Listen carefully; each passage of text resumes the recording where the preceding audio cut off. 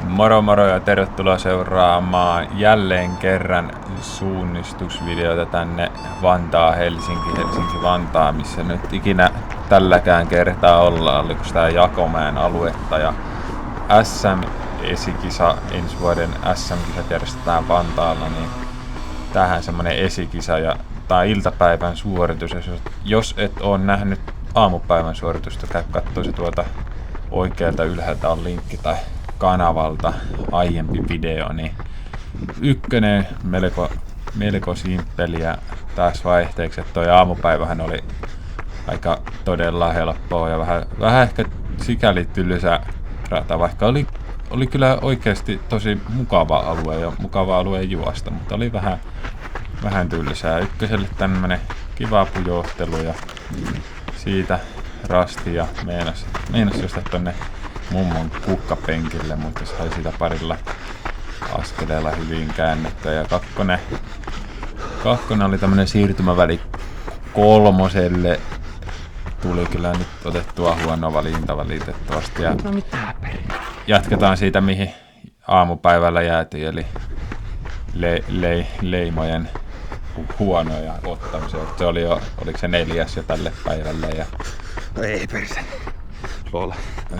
Siinä tuli tajuttua, että tuli kolmoselle otettua yhtä huono valinta, siis erittäin huono valinta, että se olisi pitänyt vaan lähteä tuolta oikealta. Se oli selvästi lyhyempi ja sen mä kyllä huomasin, mutta noin järkyttävän mitkät portaat ei houkuttanut, mutta siinähän meni portaiden alhaalta lähti tonne ylös viistoon tuo kiva lenkkireittipolku hässäkkä ja ajattelin olla viisassa lähteä vasemmalta kiertämään, mutta sama nousu se täältä vasemmalta tulee, että eihän tässä niinku säästääkö tästä yhden käyrän taitaa säästää ehkä. Eli oli kyllä erittäin huono valinta ja siinä tässä välissä kyllä tuli noita sekunteja aika paljon. Sitten tää oli vähän jotenkin, mä katsoin, että tässä olisi ollut joku kato, semmonen pyöräkatos tai vastaava, mutta se olikin avokalliota, niin siinä vähän tuli tämmöistä pieni hidastelua. Ja sitten 4. olikin alamäkeen vaan juoksua. Ei tää tästä niinku ihan hirveästi vaikeammaksi muuttunut kuin mitä toi aamupäivä oli, että oishan tännekin vissiin ehkä saanut vähän mielenkiintoisempaa rataa kuin tällaista suoraa alamäkijuoksua. Tästä tuli ehkä vedetty vähän huono, jos pieni oikeastaan mettän puolelta, mutta sama kai se on. Tässä mä katsoin, että olisi ollut toinenkin rakennus, että tässä näkyy hyvin tollainen iso leikkitalo ja se ei näkynyt sen takana, mutta se olikin kukkapengisas, minkä takana se rastelee. Ehkä vähän voisi katsella tarkemmin ja vähän ehkä silleen tollasella välillä tekee tollasen pikku muutaman sekunnin virheen, niin on tommonen nyt aika turhaa ja ärsyttävää. Mutta ei siinä. 5:llekaan ei kyllä tarjottu yhtään minkäänlaista, että tuossa olisi pienellä rastipaikan säädöllä voinut tehdä valinnan, että meneekö oikealta vai vasemmalta, niin olisi ollut ihan semmonen edes kiva haaste, että oli nyt vähän tällaista juoksua ja kun olin toissa päivänä just tonni 5 kisa ja aamulla toi sprintti, niin ei kyllä sanotaanko, että oli melko väsynyt kroppa tässä kohtaa jo, niin olisi halunnut ehkä semmoista tiukkaa suunnistusta mieluummin ja sieltä näkyy rastio ja otetaan siitä leima ja kudosrasti, tommonen melkoisen simppeliä toteutusta, vaan ettiin noitten pensaitten välistä sen parhaan linjan, niin se sieltä sitten talon takaa ilmoittautuu.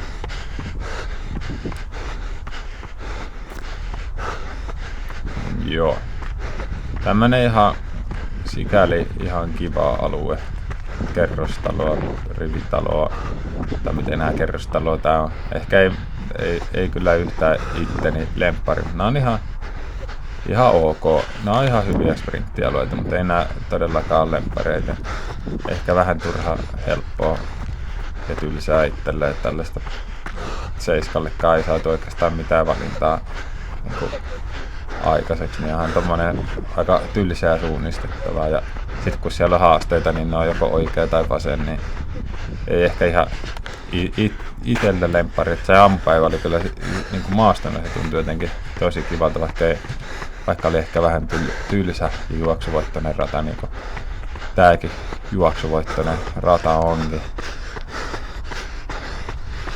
Mutta joo, kasille sitten joka tapauksessa piti lähteä tänne vasemmalle ja vaihtoehtona kertoa, että aloitan vasemmalta tai oikealta, niin vasemmalta oli selvästi lyhyempi. Toki tästä tulee tätä vähän hiekkaa ja nurmea ja tälleen, että ei saa juostua niin kovaa, mutta ihan hyvältä tää vaikuttaa, selvästi nopeampi kuin toi toinen oli sen verran pidempi kuitenkin. Ja ysille takaisin taipaan ja melko se simppeliä, kuten koko alkurata tähän mennessä onkin, mutta sitten toi 10-väli, sitä on tässä kyllä tullut jo aika monta rastiväliä luettua, että mistä se oikeastaan kannattaa järkeviten toteuttaa ja ehkä justiinsa, että mikä olisi se nopein reitti kaikista. Tässä ei ehkä ollut ihan täysin katsonut sitä rastipistettä, vaan katsonut, että se oli vaan tollasen jutun kulma, niin piti tarkistaa, että ei juokse ohi. Tästä meille avautuu karttakuvaa. Mukavan pitkä väli. Tähän oli sentään onneksi saatu ihan mielenkiintoisen reitin valinnat. Ja ehkä itselleni ihan suoraan ekana tuli tää vasen reitti täältä, että tähän tielle ja sitten tuolta tietä pääsee tosi suoraan tonne rastille. Tää houkutteli sen takia, että se saa juosta tietä käytännössä koko matka ja lukuun ottamatta alun pikkupenkkaa. Ja vaihtoehtona olisi tuolta oikealta sitten kierrellä jopa tuolta niinku kaikkien noiden kerrostalojen oikealta puolelta kalliota pitkin tai sitten kerrostalojen välistä tuolta jostain ehkä koko kierto ihan hyvä ja tuo Raksan kohdalle ja sieltä sitten takaisin tuohon rastiväliviivalle ja siitä ehkä tuonne mettässä olevan polulle ja siitä ainakin porukka oli toteuttanut sitä väliä ja ne oli aika hyviä väliaikoja juossa, mutta oli täältä vasemmaltakin oli ihan hyvä. Matkallisesti nämä taisi olla niinku ihan pariakymmentä metriä sisällä. Kuitenkin aika vähän oli noita kepsejä ja niin ne lähti vähän huonosti. Niin siinä oli ehkä semmoinen 10 metriä, mitä mulla tuli vaikka matkaa verrattuna, kun kiertää tuolta oikealta. Mutta nopein kaveri kun menee sieltä oikealta, niin silloinhan se on nopeampi oikealta. Mutta en tiedä kuinka kovaa olisi sitten tullut tältä vasemmalta reitiltä. Tässä kyllä meikäläinen jäi fyysisesti aivan älyttömästi, että oli jo sen verran väsynyt kroppa, että aika laiskasti lähti niin suunnista tai juoksu kulkemaan ja sitten ei antanut itsellensä mitään, niin kuin, ei kiinnostanut puskea itteensä ihan hirveästi mihinkään kovempiin vauhteihin, koska sitten olisi vaan juoksua sen vähän mennyt heikoksi sitten hitaasti todennäköisesti.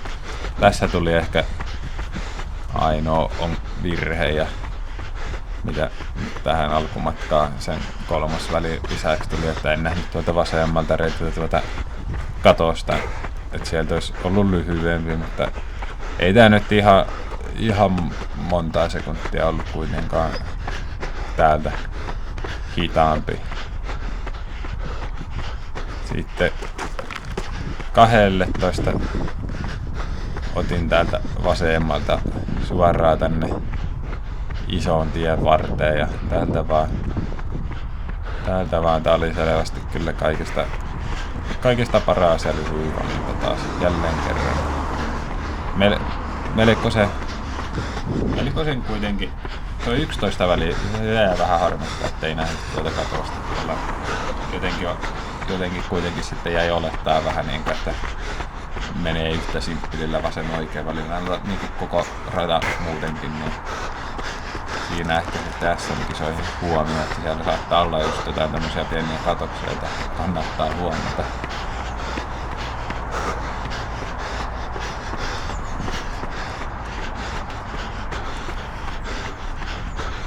Joo. Sieltä sitten rastia 13 kohti ja täältä vasemmaltahan tää nyt on ihan selkeästi parempi.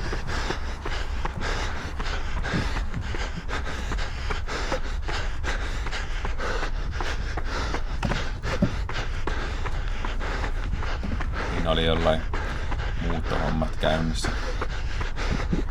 Kuulee MM-kisoissakin jollain oli jotkut muuttotyöt ja sitten oli talkooporukalla muuttanut kaverin auto nopeasti, että saatiin kaveri pois kadulta. Ihan hauska kuulee. Sitten 14 rastin kimppu. Tässä oli tää, mikä vähän kalliot, ne oli tää Jakomäen jotkut hienot kalliot. Vähän alkukäteen pelkäsi, että olisiko ollut jotain kalliosuunnistusspriittiä.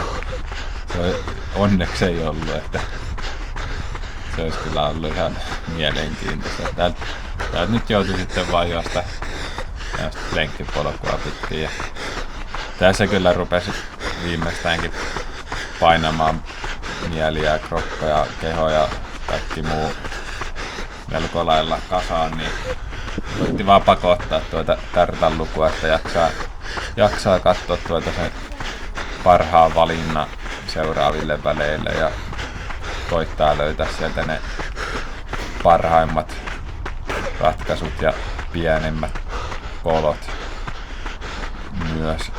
Ja sitten tässä tuli vedettyä täältä kokonaan oikealta. Mä aluksi ajattelin, että pääsisikään tosta oikaiseen, mutta ei noin mettät on aika hitaita, niin ei niitä oikeastaan kannata ihan hirveästi käyttää. Aika moni oli tullut tältä oikealta ja tää oli aika lailla samaa verran kuin tosta talon vasemmalta puolelta.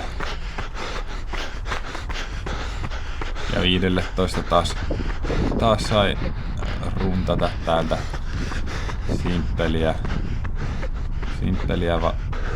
täältä vasemmalta. Melko tylsä rata tämäkin oli, että tässä meinas aluksi ehkä juosta vähän tuonne parkkipaikalle ja piti siinä varmistaa vielä että varmasti on täällä rasti täällä talon vieressä ja siitä sai mukaan asti ja 16 rastille sitten jatkettaa suoraan ja tuota olisi voinut takakautta kiertää, mutta se on aika lailla ihan täysin samanpituinen, vähän jopa pidempi ainakin näyttää siltä kun tästä pienen S:n tekee, niin ei oikeastaan saanut siihenkään hirveämmin mitään mielenkiintoista aikaiseksi. Tuolla edessäpäin alkaa jo näkyä sitten Juho-Matti Taivaisen Pellon ponnen paita, niin sitä alkoi jo vähän tekemään mieli saada kiinni, että siinä tuli vastaan. Ja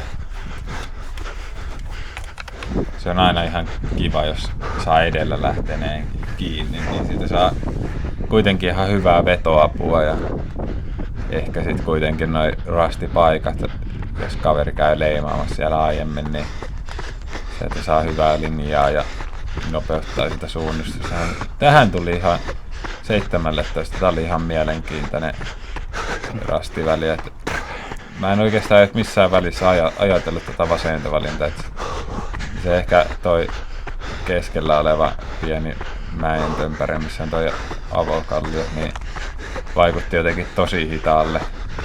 Niin sitten täältä sai kuitenkin loikottaa tätä asfalttia koko pätkän, niin matkallisesti aika lailla kuitenkin täysin sama. Niin sieltä oli aika moni itse asiassa mennyt tuolta vasemmalta ja tää oli kyllä vähän hieman nopeampi tulla täältä oikealta. Olikohan mulla joku 3. nopein väliaika tai jotain vastaavaa tässä. Tää oli ihan hyvä. Ehkä vauhtikin vähän nousi, kun näkyi kaverin selkä tässä edessä. Sitä kyllä halusi ottaa kiinni ja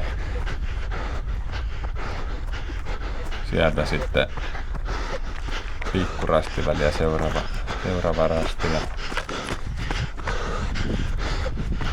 19 ei oikeastaan, siinä olisi voinut kääntää tuolta oikealta taas, mutta se on tyhmä sieltä kiertää, kun vasemmalta on aika selvästi nopeampi ja lyhyempi. Ja siinä alkaa nyt lähentyä toi paita aika hyvin. Ja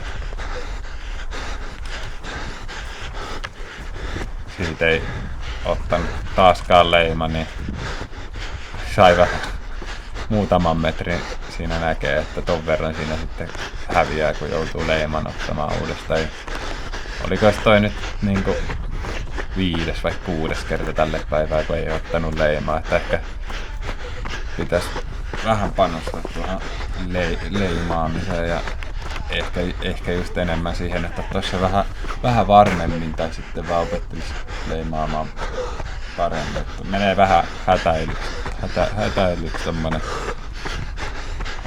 Ja toivotaan, että osuu siihen. Joo, kyllä tää 20 välikin tarvisi ihan mielenkiintoisen valinnan. Jotenkin tuntuu, että tää taisi ollut hyvä tulla täältä vasemmalta. Ei houkuttanut toi keskellä oleva puska. Mutta se olisi ollut ihan hyvä tulla tuosta talojen välistä olevaa, tuon oikean talon olevaa tietä pitkin. Että tuossa tuli Juho-Matti vastaan. Pääsin sen kuittaamaan tuolla välillä. Mutta olisin todennäköisesti kuitannut sen samalla valinnallakin juoksuvauhdilla. Ja tästä arvatkaa mitä tapahtuu. Ei ota leimaa.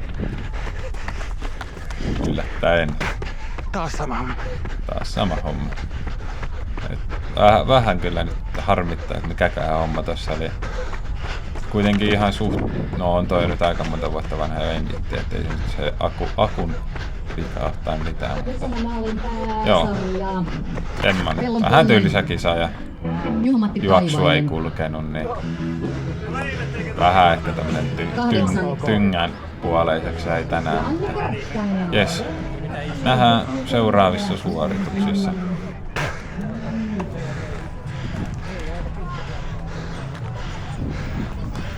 Kyllä siellä annat parasta.